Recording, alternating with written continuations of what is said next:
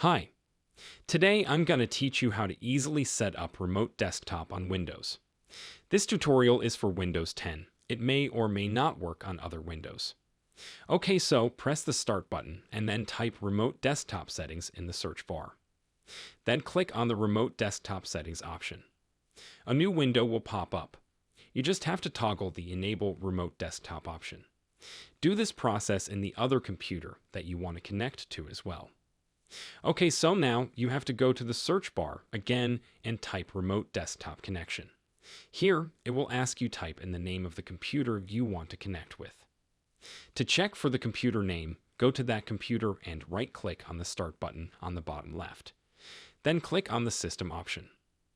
A window will open that will show you your device name. Enter this name in your Remote Desktop Connection in the other computer.